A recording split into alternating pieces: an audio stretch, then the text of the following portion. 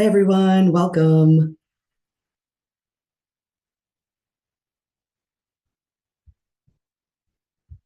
Everyone, thanks for joining.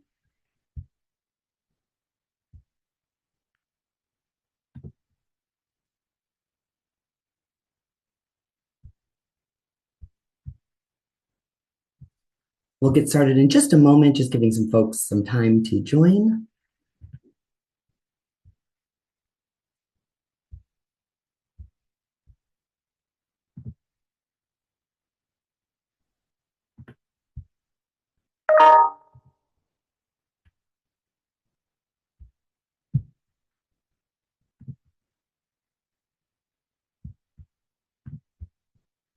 All right, we'll get started. Hello, everyone. Thank you so much for joining us today. I'd like to take a quick moment and introduce myself. My name is Kyle Kwame, and I'm ORAM's Communications and Development Coordinator. It's really meaningful to have all of you here with us today, especially at such an important moment for ORAM and for the LGBTIQ refugees we serve around the world. Today's briefing is about helping you understand what's happening right now, why it matters, and how you can be a part of the response. Over the next hour, you'll hear from ORAM leadership, global experts, and members from our community about the challenges facing LGBTIQ refugees and the broader landscape that organizations like ORAM are navigating. We'll hold time for a Q&A at the end of the call, so please feel free to utilize the Q&A function or the chat box for your questions as we go along. And just a quick note for everyone, unfortunately, we're not able to address individual cases or requests for support during this session.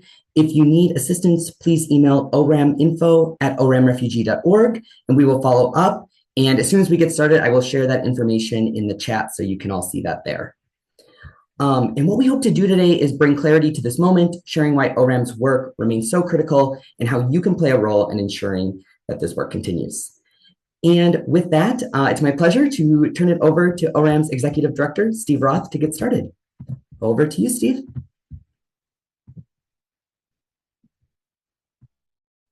All right. Thanks, Kyle, working that unmute button there. Thank you so much. And thank you all for being here with us today. Really appreciate you making the time to join us. I'm happy to be able to kick things off here and really talk about the moment that we are in right now and that LGBTQ refugees and asylum seekers are in. As you know, you don't need me to tell you that we're really living through kind of once in a lifetime disruption of so many things, so many norms and practices that we were used to, and everything from our foreign policy to the way we approached science to our very democracy is being turned on its head. And this consequently is also one of the most consequential moments for that we've ever seen for LGBTQ refugees. And for us as the organizations that serve them. And Kyle, if you want to start the PowerPoint, we just have a few slides here that we'll have going in the background. So yeah, it really is. It's probably one of the most defining moments we've seen since ORAM has been doing this work in the last 20 years. And it's really being defined by three key factors. First is the collapse of the protection pathways that LGBTQ refugees and asylum seekers have used historically to get to safety. So people flee their country because they face persecution and often violence. They're looking for a safe place to go. Historically, the U.S. used to be one of those places. It's not anymore. Unfortunately, the current Trump administration has completely suspended our asylum program. So whereas it was possible to seek asylum at the U.S. border if you had a well-founded fear of persecution in your home country, that is no longer an option. This administration has also severely reduced our refugee admissions program. Under the Biden administration, as recently as a year and a half ago, we welcomed about 125,000 refugees for resettlement to the U.S. every year with additional programs like community sponsorship. That number was reduced in October to just 7,000 resettlement slots, and those are almost all reserved for white South Africans. So sadly, no LGBT refugees are getting resettled to the U.S. at this time. And we're actually seeing increased barriers to asylum and resettlement across the world in other countries and regions that used to be more welcoming to refugees in general, to LGBTQ refugees specifically, including Western Europe. And so what that means is that on a practical level, for most LGBTQ refugees, these pathways that they once used to get to safety are no longer available to them. Um, at the same time, secondly, we're seeing a rise in global persecution of LGBTQ people writ large. We did have a somewhat brief golden era of a time when we were seeing increased rights and acceptance for LGBT people around the world. We're seeing a rollback of that. We're seeing it here in the US, as of course you probably know, and we're seeing it globally as well. I was just on a call earlier today with activists from Ghana and Senegal who are talking about new anti-LGBTQ laws there. We're seeing laws passed in Eastern Europe, in Hungary and Belarus. Even in a country where we do a lot of work, Kenya, there is a bill being considered that would put in place a law similar to the anti-homosexuality law, very draconian in Uganda currently. We're seeing increased targeting and attacks of trans and non-binary individuals, countries that had improving laws and rights and protections for LGBT people like India, suddenly rolling those back. Not surprisingly, we're seeing increased violence against trans individuals globally. And so what this all means collectively is that we're not just seeing stagnation in the area of LGBTQ rights, we're really seeing regression in both rights and safety. Um, and thirdly, on kind of the political and real world front is just that we're seeing really huge growing humanitarian need and real world consequences, which amount to more LGBTQ refugees stranded in transit countries. So in the places like where ORAM works, Kenya, Mexico, Central and Eastern Europe, in places like Turkey, folks are coming in, but they're not leaving because there's not a place for them to be resettled to. At the same time, we're seeing a lot of organizations working in those spaces, scaling back or closing their programs. Some of that is due to political considerations. A lot of it is due to funding cuts, which you're going to hear more about shortly. But again, what that looks like then is more people in need, fewer pathways for resettlement or safety, and fewer organizations left filling the gap. So the demand outstripping supply for sure in terms of services and support. What I can share what we're seeing in our own experiences, ORAM, for example, close to the US, close to home, we used to do quite a bit of work on the US-Mexico border where we would see a lot of LGBTQ asylum seekers seeking to cross into the US safety. Those numbers have dwindled dramatically because the border is really tightly closed now without the chance of asylum. So we're seeing a backup and growth of asylum seekers in places like Mexico City that have not traditionally been big centers for that, which means there's not the support structures for them there. So again, we're seeing demand outrunning supply there in terms of support and infrastructure.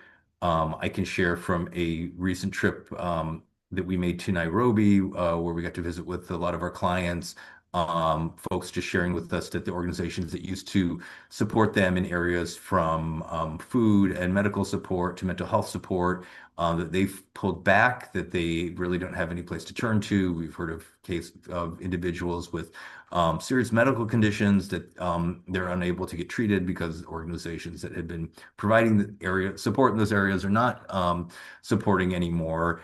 And they really feel like they have nowhere to turn to at a time when some of the big institutions like the UN are cutting back on food rations in refugee camps.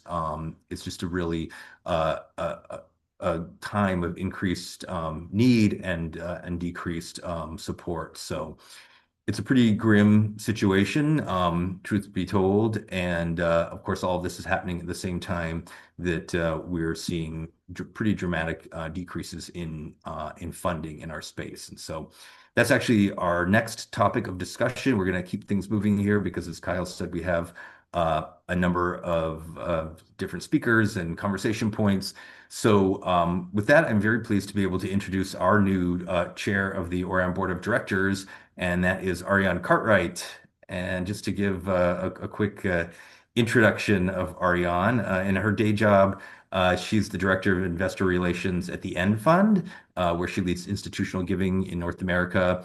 Prior to joining the End Fund, Ariane was the Director of Business Development at Church World Services.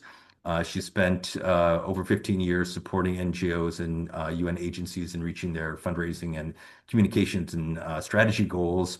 Ariane joined our board just about a year ago, and she took on the leadership role as board chair in January. And just on a personal note, I can say it's been a real thrill to be able to work with Ariane and get to know her better. And I'm learning a lot from her, especially on the fundraising side. And so we're lucky to have her here with us today, and I'm glad you all get to meet her. With that, I'll turn it over to you, Ariane. Well, thank you, Steve, and thank you for having me. It's such a pleasure to join these exceptional speakers today and to share some brief insights on the global funding landscape. But first, I want to share a story with you. This is a story of a group of imperfect but well-meaning countries who gave a small fraction of a percent of their annual budgets to help people around the world overcome challenges, such as moving because of wars and conflict, rebuilding their lives after disasters, advocating for human rights and fundamental freedoms, life-saving healthcare, and other critical areas of work. And one day, the leader of one of these big countries, the biggest, in fact, the biggest donor, ended all that funding overnight. The organizations and people already doing those projects had to stop their work immediately. Vulnerable groups who were previously supported and championed were now vilified, and this life-saving work was branded as wasteful and shameful. Worse yet, the other countries in this donor group saw this as a sign to step back from their own commitments, citing changes to national priorities, most importantly, defense. What I've shared is a parable of what took place last year, but we know it to be true because many of us experienced it firsthand and continue to experience those impacts now. In his first days in office, Trump claimed that trans and intersex people didn't exist, erased non-discrimination provisions, and branded work with marginalized people as un-American. You may have heard a bit about the dismantling and destruction of US aid, but what I want to share with you today is a little more insight into the other part of US foreign assistance that was wiped off the board in those early months of 2025. And this is support to humanitarian programs for refugees, support for human rights, and specifically for programs that supported LGBTIQ people, and the response from private philanthropy. I was working for a refugee resettlement agency when the stop work orders rolled out, and when we were told that all of our US funded programs were suspended immediately. And I was there when they told us they wouldn't pay us for work carried out months prior. This was not a change of presidential priorities like we had seen in previous years. It was a siege. And the biggest targets were refugees and LGBTQ people. Fear gripped us, and people and organizations who had once championed and considered us as allies started scrubbing their websites for any mention of us.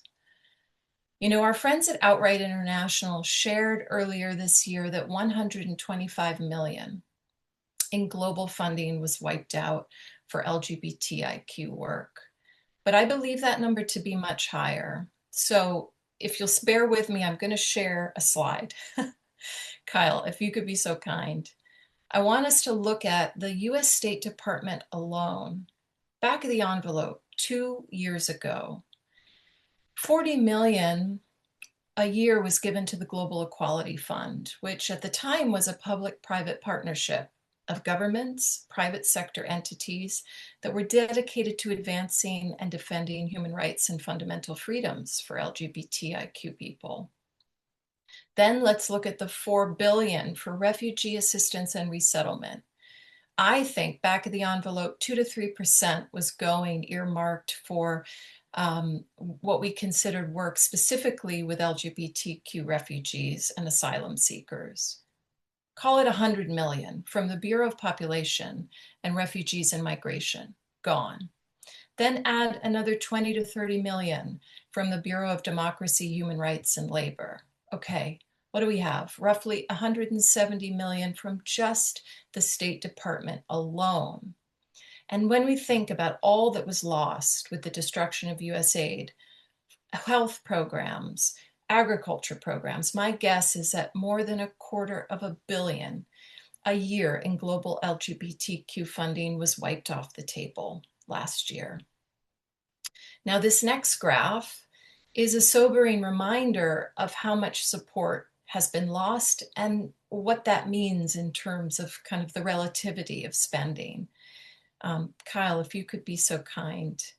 When we compare the loss just in the last year to humanitarian funding, we now see that the US spend on Halloween candy alone surpasses US funding for humanitarian affairs. Shocking, really. So this is a community that's been deprioritized twice and targeted specifically for deprioritization. So how has philanthropy, such as foundations, responded? Well, apart from a handful of visionary funders, and we're lucky to be joined by quite a few today, the response, in my mind, has been lukewarm. And I can best describe it as hand-wringing mixed with bewilderment. Now, to be fair, many foundations had to triage the needs of their grantees, much like an emergency room doctor, responding to those who lost US funding and were at the brink of collapse due to cash shortfalls.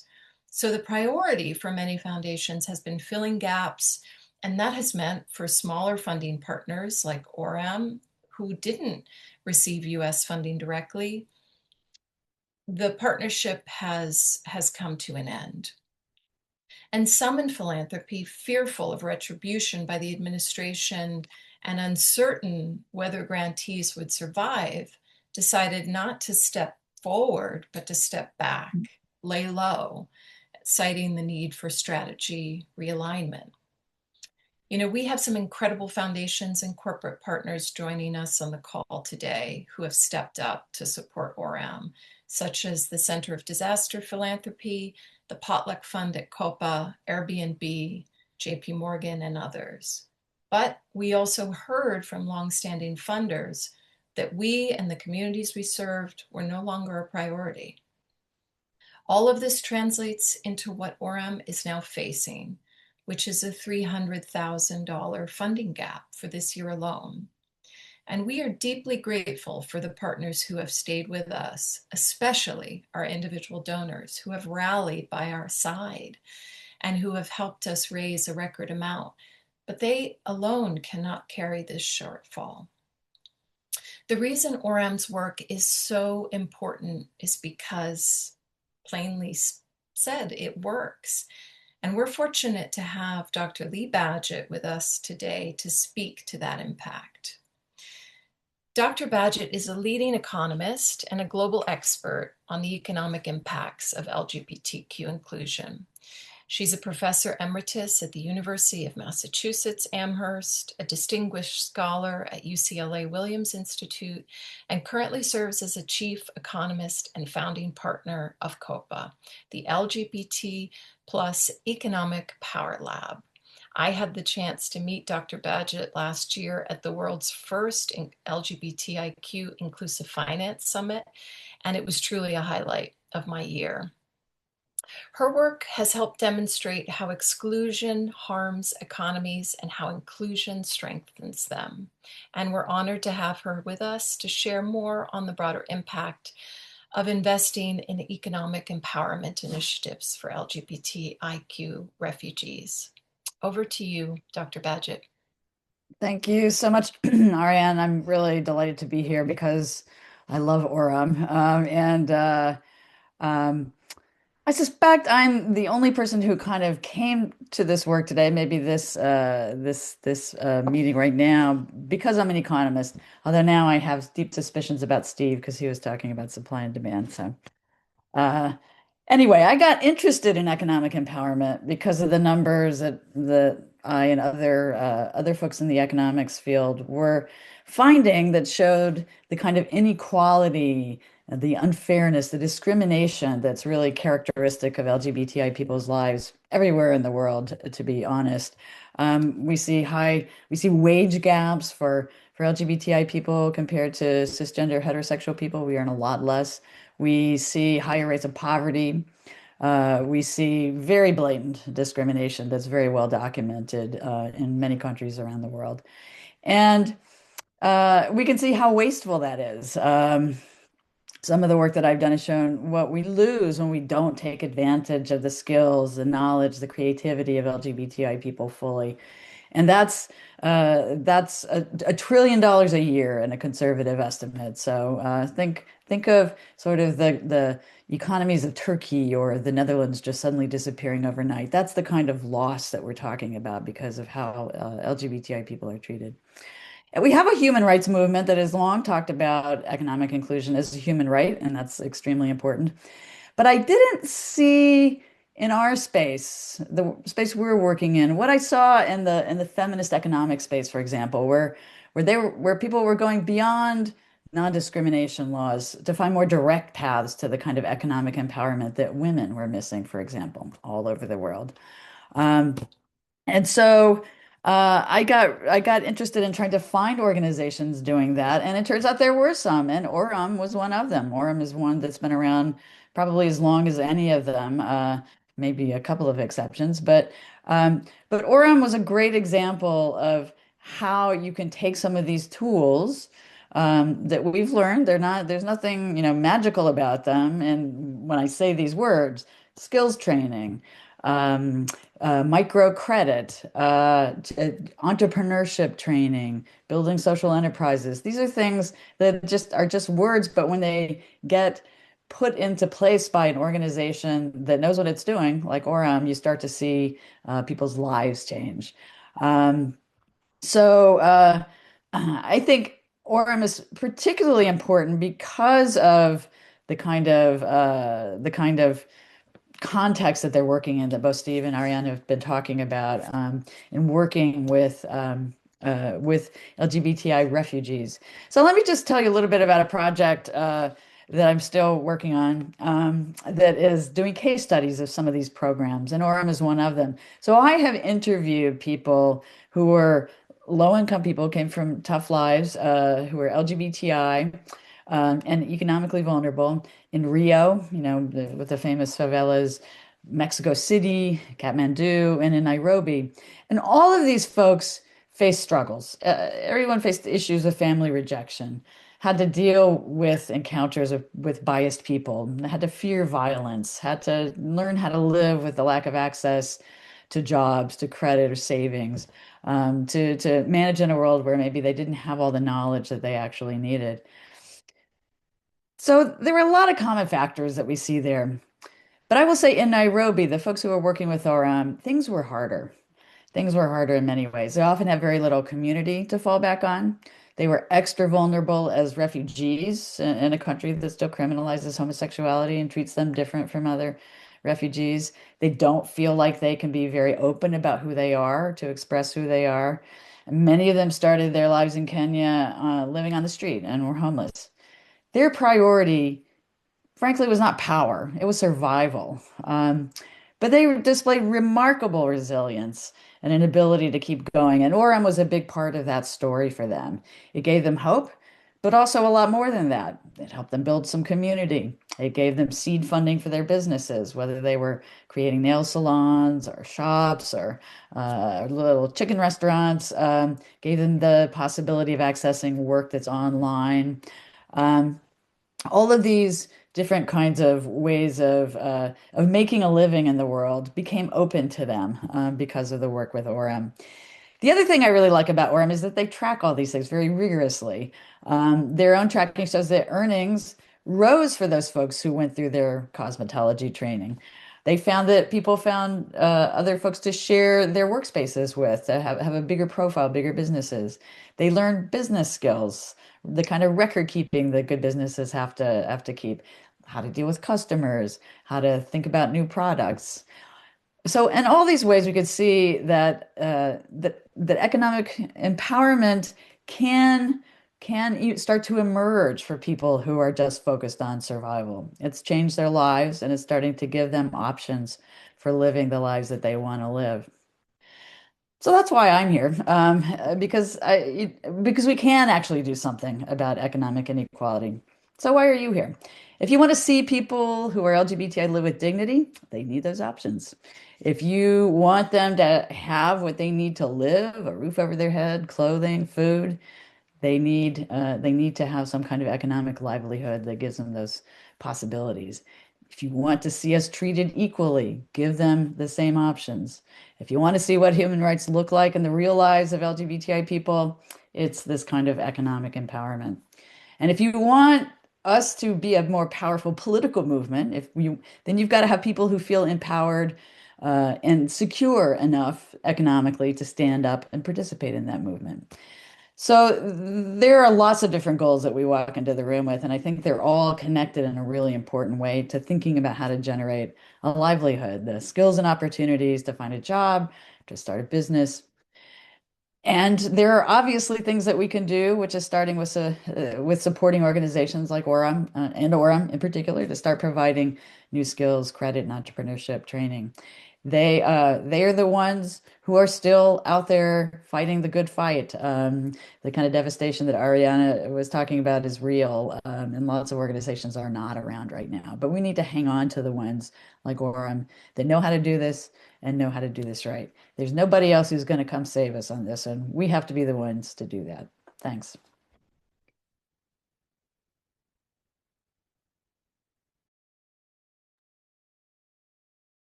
Thank you so much, Dr. Badgett, and thank you so much for your time. I know we get only a half hour with you, and wish you safe travels. I know as you cross the globe to carry on your work in Australia for what I imagine is when Women Deliver. Yeah, Over to thank you. you. It's been great to be here. Excellent. And I'll just jump in and say thank you so much, Lee. It's we really appreciate having you as a friend and an ally and a supporter of this work, and really for bringing it home. I think for everyone on the call, and I think centering it back on the work that we do at the end of the day, which is really practical, hands-on, giving folks, especially those who are the most marginalized in our community, like you heard from Lee, access to tools they need to actually be self-sufficient and self-supporting and to be able to improve their situation when a lot of the rest of the world sadly is turning their back on them. That's the core of who we are and what we're do. We're a real service provision organization. And through a lot of hard work, we've been able to build the trust of the community in the various places we serve on 3 continents, and that is part of why the work matters so much. So, really appreciate again, Lee. Thank you for joining us. We were meant to be joined by one of our clients, who is Nairobi based. Unfortunately, it looks like she's having trouble connecting with the Zoom link. So we're hoping that she might still join in the next 30 minutes to be able to get on, but it is also very late there. So if not, we'll have to save that for another conversation. And so we're going to put that piece of the discussion on hold for now. But I think it's a really good opportunity to just pick up on the table that Lee set for us and the fact that you know we have some of the most marginalized people in the LGBT community globally that we work with and that are honestly depending on us and the moment that we find ourselves in given all of these external challenges, and then the really draconian funding cuts that Ariane talked about, and what that means for us, which is what we're facing today, which is a $300,000 funding gap. That is a, needless to say, a really significant amount. That's about 25% of our annual budget. That's a lot for a small organization like ORAM. And, we of course have taken a number of actions to address this gap. We've reduced a lot of our costs, including some staff reductions. We're doing a lot in terms of organizational planning and adaptation to be able to really do less with more, which is what or more, sorry, I wish, doing more with less, which is what, a lot of us nonprofits are faced with. But the reality is that if we don't close this gap in a significant way, we are going to have to scale back some of those really essential programs that LGBTQ refugees rely on for survival, that Lee was just talking about: access to training and to skills building, to seed capital for folks to start businesses, to safe and secure housing. Um, for people fleeing violence. And so that's why we've launched this campaign. We just launched the Keep ORAM Strong campaign at the beginning of the month. You've probably been seeing some of our communications, our emails, and our social media. And the good news is that our community is really stepping up. And Kyle, if we can just get you to advance the slides. We have already raised, I'm very pleased to share, well, actually, when we put together the slides, it was nearly 70,000. It's now over $70,000 towards our goal, which is really huge. And Ariane said this as well, but our individual supporters really have been the folks who've been stepping up for us over the last year. And this is a testament to everyone who's stepping up now. And some of you who are on the call with us today have already been part of that. We're super grateful, and we're incredibly proud that we've been able to do this. It's a great start, but we still, of course, have a ways to go. And so today we're asking any of you that are able to help us close that gap. We'd be very grateful.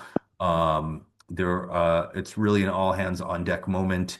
We're asking people to really lean in with us as we're leaning in, and doing more with less, asking people to lean in and help us as well. And it's clear that people are doing that we've gotten to that 70,000 already.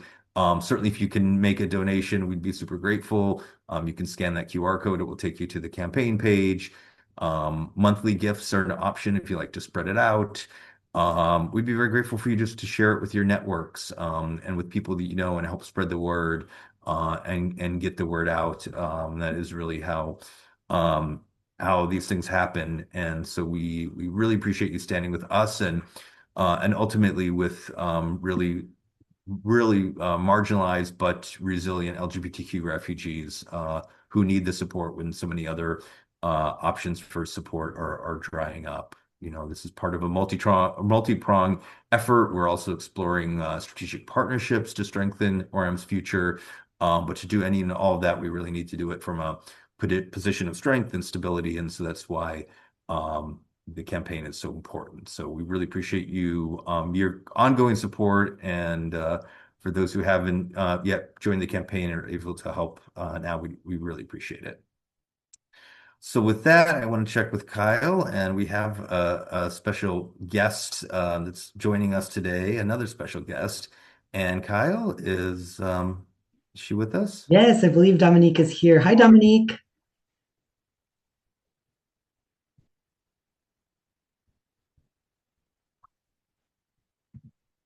Hi, Dominique. Can you hear us? Yes, I can hear you. Hi, Hello. Dominique. how are you? Hi, Steve. Long time. Long time. Can we spotlight Dominique too, Kyle? I am trying to get my settings together here. Okay, there we go. I Well, have to use use a Oh, wow. hotspot because I'm in the car. Ah, Yeah, hi. amazing. Dominique, it's so good to Um, see you.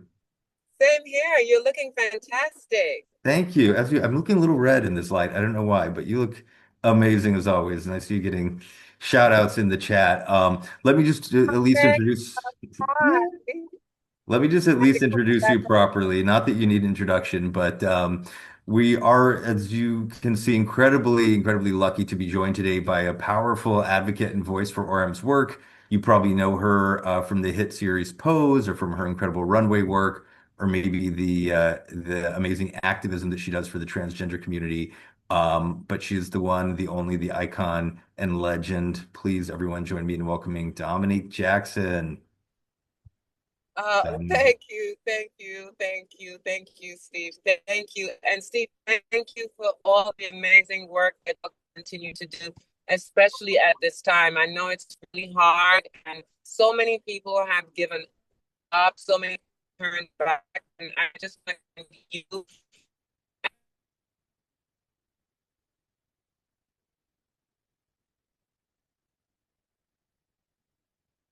Dominique, can you hear us? All of the Oh, there we Did we get go. started?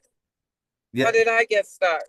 I think we got somewhere between us. We got stuck a little bit. If but thank you for I think you were giving us a shout out there, which we really appreciate. And I want to turn it back. I want to return that thanks to you. You have been a real incredible like supporter and fan of our work, really going back to 2020 when we first connected. And um, I would love if you'd be willing to share a little bit how how did you first connect with us back way back when, and why did you say yes to helping out? Well, I'm an immigrant. So, because I'm an immigrant, I understand what it feels like. Because for me, I was one of the very lucky ones. And that was my grandmother afforded me the privilege of being able to travel. And when I traveled, I was able to come to this country and stay here with my mother, who was already seeking, status in this country. But when I look back and I saw what it was like for many of those folks who did not have that opportunity to leave the island, they could not become themselves.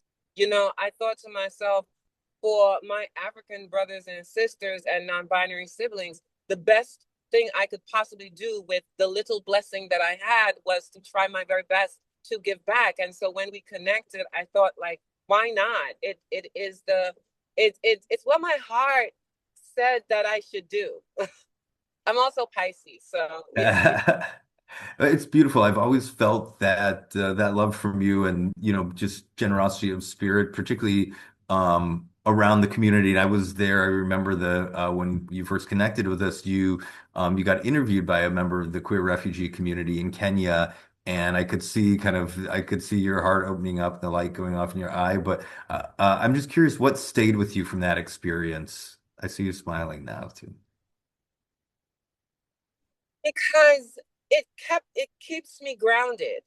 It keeps me remembering that I am blessed, and it helps me to remember that we have to try to help others.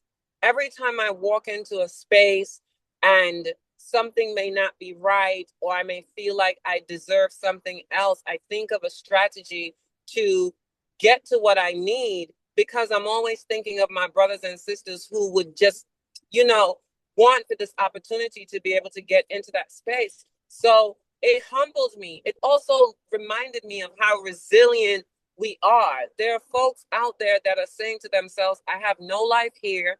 I don't know what kind of life I'm going to have in the future, or wherever I'm attempting to go to. I don't even know if I'm going to get to where I'm going, but I'm going to have this dream and I'm going to keep going.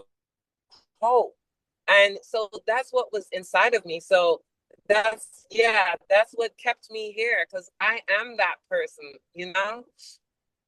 You are, and it's just incredible to watch how you use your platform to help others, whether it's LGBTQ refugees, whether it's the trans community. You always remember and you bring the community along with you. And I really hope and think that that must be part of what drives your success as well, because it's not just for you, it's for a bigger community, which is really incredible. Um, I would love to hear what for those who are listening or on the call today, what would you say to someone who's considering supporting ORAM at this moment? Oh my gosh, like why? So here's what you have people, other human beings that are just like you. When you wake up in the morning and you walk over to your sink and the water flows and you grab that toothbrush and you brush your teeth, and then you think to yourself, oh gosh, I have to go to this stupid job today. And you walk out into your living room or your kitchen and you make breakfast for yourselves and for your kids, and you're like, this job and these kids.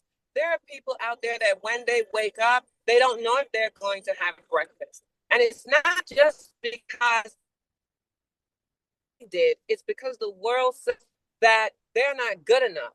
The world says that you can't belong here. And it's our duty to let people know that they belong, because we are all human beings.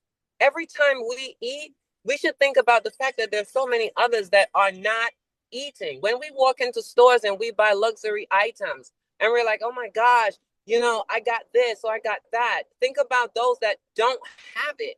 Think about those that really want to go out there and do that job that you hate so much but cannot.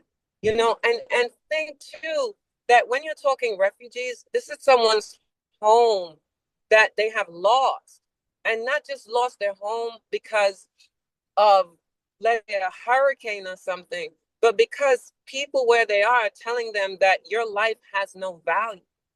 So think about all of that and then think to yourself, why not help? We should have been helping a long time ago. And that's why you should give to ORAM. You should give to ORAM because you are human and you want other human beings to live. So beautiful and so well said. And it's really about kind of paying it forward and extending a hand right to those who are next in line behind us that we can help. And I just am so grateful for you and for how you use your power and privilege to support LGBTQ refugees uh, and everyone around you. So. We know you're driving and that your time is limited. We're so grateful for you to join us. Did you have any questions for us or any other parting words you want to leave? No, I just want to give you encouragement to keep going. And I want to let you know that keep praying for me. And once I get back to work, we'll be back to the work that we were doing before. So just keep doing the work that you're doing because you are saving lives. I wish you guys would get all the following, all the donations possible because it is needed, because the work that you're doing is really pure. It's from the heart, and it's about human beings seeing other human beings and knowing that they too have value and desire and need opportunity. So thank you. And I hope and I pray that so you can continue this great work.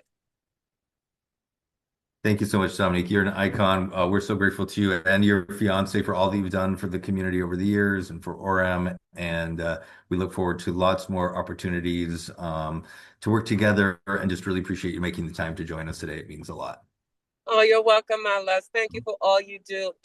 Take Thank care, you. Bye-bye. darlings. Bye-bye. Great Bye-bye. seeing you. Take care. Same here. Thank you. Dominique. Bye-bye. Wow. Well, that's a tough act to follow. Luckily, I don't have to. I'm going to pass it back over to Kyle now. Amazing. Thank you so much, Steve. Yes, a very tough act to follow. But just thank you to Dominique so much again for her time. I believe she's already dropped off the call. But just wanted to thank her so much for her time and for her really passionate words about the critical support for ORAM right now. And with that, everyone, I would love to open it up for Q&A for a few minutes. And so feel free to drop Q&A questions into the chat or utilize the Q&A feature that should be on the bottom of your Zoom screen. But to get us kicked off, I have some questions here. And I believe I'm going to just give me 1 second. My first question is I think I'll pass it right back over to you, Steve. So not too much longer. But Steve, I would love to hear after everything that's been shared today from our various speakers. What is one thing you'd like to share with our audience here about why it's so important for the community to step up now to support ORAM? Thanks, Kyle. I think at this point you've heard it from a lot of our speakers, just the urgency of the moment and the fact that that so many channels of support for a community that's really at the bottom of the ladder, unfortunately, and it's overlooked, I will say also by and large by mainstream organizations, NGOs that work to support refugees writ large, in part because of some of the restrictions that the federal government has put in place, the U.S. government for organizations that it funds. But it's just really the moment that we're in, the need is urgent, and it is really today. And the good thing about the work that ORAM does, particularly around our economic empowerment program, is it's really an investment because it gives people tools that that they can use and carry forward into the future and really use to change and empower their own lives. And so to be able to continue that work and make it stronger now is really critically important. Amazing. Thank you so much, Steve. All right. Let me, and Ariane, just a quick question for you. Steve mentioned that you joined the board just about a year ago. Maybe I'd love to hear if you could share some insight into various, how your experience has been so far on the board of directors as you're stepping into your new role as board chair, and maybe some other items that the board is working on, specifically maybe with the Keep ORAM Strong campaign or related items. Thank you, Kyle. Yeah, it's been a great pleasure to be able to join the board of ORAM. I got to know ORAM a little bit through its very strong reputation working in Kenya. And in fact, remember applying for State Department funding about 3 or 4 years ago for programming that was going to work specifically with LGBTQ refugees in not only Nairobi, but also in Kakuma and some of the other camps in the western part of Kenya. So when I saw the opportunity to join, of course, I leapt at it. It's been quite a roller coaster ride as we've had to face these challenges, both at the organizational level, as well as, throughout the global funding context. But our board is, I think, stronger than it's ever been. And we've been able to make some really important decisions. Specifically, I know Steve touched on this, but we're actively looking at partnerships with other organizations at this time to shore up our work and to extend the essential services and support that we provide. So we know that the board is really committed to the work that we do. I know we're also being asked to step up as our networks and as donors ourselves. And I know that many of my colleagues are doing the same right now. So I'm really proud to be able to be working alongside so many dedicated individuals across the U.S. and across the world, and so thankful for this opportunity. Thanks, Kyle. Absolutely. Thank you so much, Ariane. All right. Another question for Steve. Steve, if you wouldn't mind sharing a little bit about what this funding gap is actually looking like in the day-to-day work of ORAM across the globe in our various field offices. Thanks, Kyle. Yeah, what it has meant for us, like I said earlier, is really that we're having to do more with less. We've had to make some um, staffing shifts, and I think a lot of us are wearing multiple hats right now. It's just so critically important to us, so that we keep all the work going, and that we're there as a resource for the community. What we heard when we were in Nairobi, and what I always hear is that ORAM, not only are we like a practical lifeline for LGBTQ refugees, but people tell us that we give them hope, and that is one of the things that I carry with me, and that is that the community needs the hope to be able to go on, and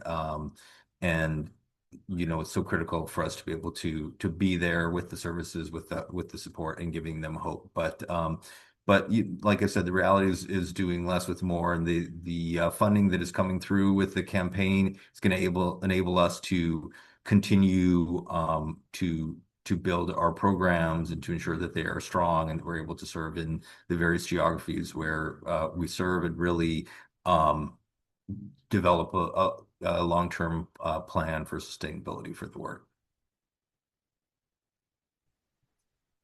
Right. Thank you so much, Steve.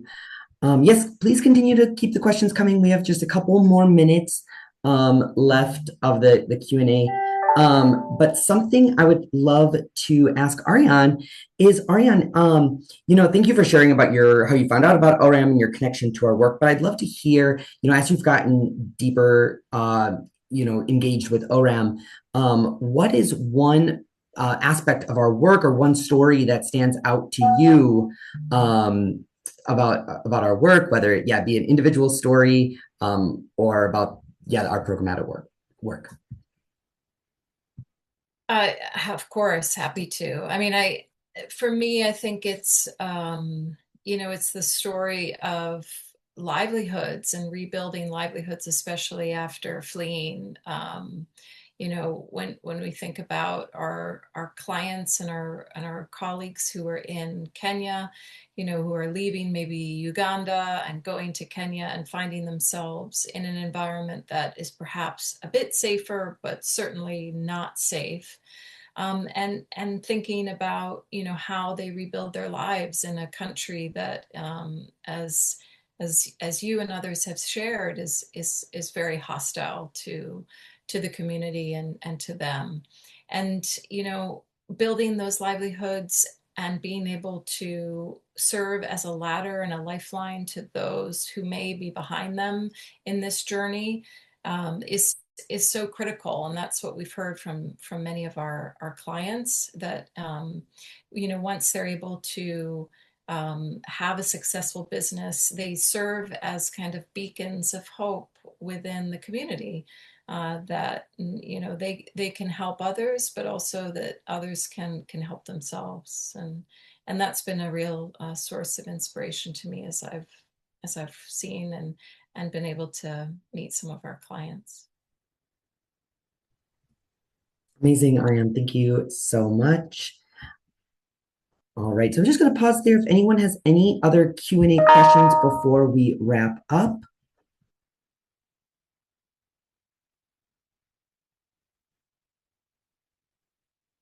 This is a great question, Steve. Maybe this will be our last question from the Q&A function. Thank you for your submission.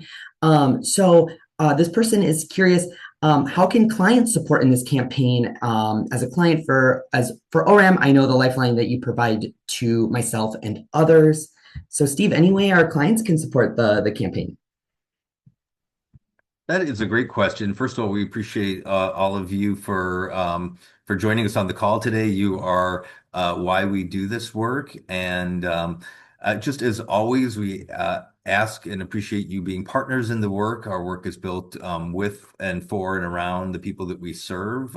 We really take a localization approach to our work, and we center you all, our clients, in everything that we do. So please continue to be partners with us in that work, and help us get the word out on the campaign if you would like to. I know we always hear from from our clients how the work and the service that we provide really changes your lives. And so if you can help us get out the word, I know a lot of you are active on social media and other channels. We can give you the links that Kyle's been sharing them in the chat. You can just share that in your social media. You can point them back to our website, whatever is easiest. But we appreciate you helping get the word out and being really, you're the ultimate testimonials. You can talk about how the work has impacted your life, and that there's nothing more powerful than that. That's better than anything that any of us can say. So yes, please help us spread that word, and we're really grateful to be able to accompany you on this journey. Amazing. Thank you so much, Steve. And thank you all so much for those fabulous Q&A questions. And so again, I just want to share my screen one last time here. As Steve had mentioned, if you're in a position right now to support this campaign, please do. This is the time to really stand up and support ORAM's work, protecting and empowering LGBTIQ refugees. And just share this campaign Steve mentioned. Any shares on social media really do make a difference, truly. That amplification really helps signal boost our important message right now, and stand with ORAM. So yes, again, I just wanted to thank you all. Today, you've heard about the growing need among LGBTIQ refugees, the shrinking pathways to safety, and a rapidly changing funding landscape. But you've also heard about why ORAM's work matters. And through our various speakers, we really identify this as a defining moment for ORAM and the LGBTIQ refugees who rely on our programs for safety, stability, and the opportunity to rebuild their lives. But just also in the face of all this challenging moment that we are in, we have seen the power of this community. So many people, so many of you have stepped up, and we're really deeply grateful. We've even seen gifts roll in while we are on this call. So I just wanted to thank you all for your generosity. And again, if you were moved by anything that you heard today, the most impactful thing you can do right now is to act. Again, we shared the donation link in the chat. And also there's the ORAM info email that's in the, please feel free, if you have questions about your individual case or request for support, please reach out to that email. Also, if you, as Steve was talking about that client perspective, if you want to share about why you think ORAM's work is important in this moment, I would love to hear from you. And so again, I just wanted to, yes, thank you all so much. Your support will ensure that LGBTIQ refugees are not left alone without resources that they need to rebuild their lives. And with that, I think we will close today's call. So until next time, thank you so much, everyone. Thank you, everyone. Appreciate you being here with us. Thanks for joining us. Thank you.